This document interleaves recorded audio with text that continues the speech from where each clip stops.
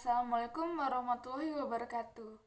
Saya Niluh Widya Puspitasari, NPM 2754019, semester 4 D4 Agribisnis Pangan. Di sini saya akan mempresentasikan tugas praktik pertama ekonomi sumber daya alam. Yang pertama yaitu apa itu barang publik dan contohnya. Barang publik merupakan barang-barang yang tidak dapat dibatasi siapa penggunanya, dan sebisa mungkin bahkan seseorang tidak perlu mengeluarkan biaya untuk mendapatkannya. Barang publik adalah barang yang apabila dikonsumsi oleh individu tersebut tidak akan mengurangi konsumsi orang lain akan barang tersebut. Yaitu ada sifat-sifat barang publik. Yang pertama, non-rivalry. Dalam penggunaan barang publik, berarti bahwa penggunaan satu konsumen terhadap suatu barang tidak akan mengurangi kesempatan konsumen lain juga untuk mengkonsumsi barang tersebut. Jadi setiap orang dapat mengambil manfaat dari barang tersebut tanpa mempengaruhi manfaat dari barang lain. Sebagai contoh yaitu dalam kondisi normal apabila kita menikmati udara bersih dan sinar matahari langsung, lampu penerangan jalan, dan juga menghirup udara. Yang kedua ada non-excludable. Barang publik ini berarti bahwa apabila suatu barang publik tersedia, tidak ada yang dapat menghalangi siapapun untuk memperoleh manfaat dari barang tersebut. Atau dengan kata lain, setiap orang memiliki akses ke barang tersebut. Sebagai contoh yaitu masyarakat membayar pajak, yang kemudian diantaranya digunakan untuk membiayai penyelenggaraan jasa kepolisian misalnya, akan tetapi yang kemudian dapat menggunakan jasa kepolisian tersebut tidak hanya terbatas pada yang membayar pajak saja. Mereka yang tidak membayar pajak pun dapat mengambil manfaat atas jasa tersebut. Yang kedua yaitu apa itu hak kepemilikan dan berikan contohnya.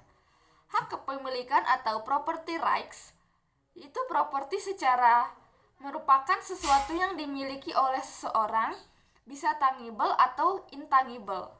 Property rights merupakan hak atas sesuatu yang mengandung kekuatan klaim yang dapat ditegakkan atau enforceable atau dihormati oleh pihak lain.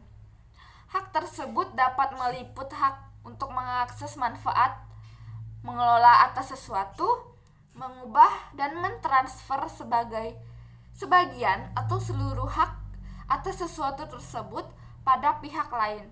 Transfer bisa dalam bentuk menjual, menghibahkan, menyewakan dan meminjamkan dan lain-lain.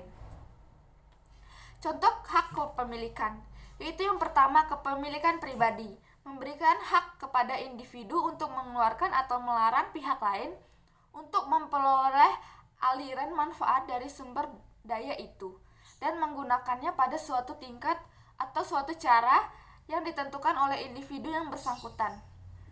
Yang kedua yaitu kepemilikan oleh negara. Pemerintah menjadi pemilik hak tunggal dari sumber daya, termasuk akses terhadap sumber daya itu dan menentukan tingkat penggunaannya. Instrumen yang ada untuk mempengaruhi perilaku individu yang berkaitan dengan mengolah state property adalah zoning, pajak, peraturan-peraturan, dan perizinan. Yang ketiga ada contohnya yaitu yang ketiga, properti dalam kondisi akses terbuka ini merupakan penggunaan yang tanpa kontrol sehingga sering menyebabkan kemunduran atau kerusakan sumber daya. Contohnya yaitu daerah pengembalan, penangkapan ikan dekat pantai dan hutan.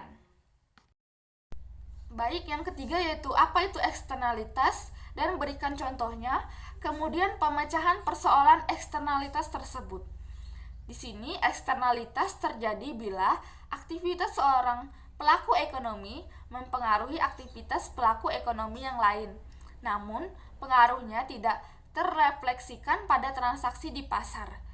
Eksternalitas terjadi jika kegiatan produksi atau konsumsi dari satu pihak mempengaruhi utilitas atau kegunaan dari pihak lain secara tidak diinginkan, dan pihak pembuat eksternalitas tidak menyediakan kompensasi terhadap pihak yang terkena dampak tersebut. Contohnya yaitu seperti jalan macet asap rokok, musik terlalu keras, dan lain-lain. Cara mengatasi persoalan eksternalitas. Eksternalitas ditinjau untuk mempertahankan kesejahteraan masyarakat dan menciptakan pasar yang sehat. Eksternalitas dapat ditangani atau diminimalisir oleh pemerintah ataupun swasta yang ikut andil dalam menangani persoalan ini.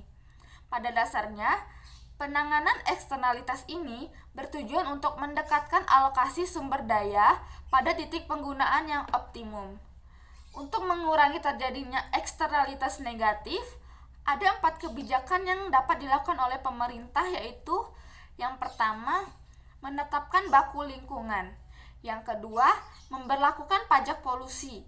Yang ketiga, memberikan izin berpolusi yang dapat diperjualbelikan. Dan yang terakhir yaitu memberlakukan pajak atau subsidi bagi perusahaan yang menghasilkan eksternalitas atau Pigovian tax atau subsidis. Baik, sekian presentasi dari saya. Apabila ada salah kata dalam berucap, saya mohon maaf. Saya akhiri. Wassalamualaikum warahmatullahi wabarakatuh dan terima kasih.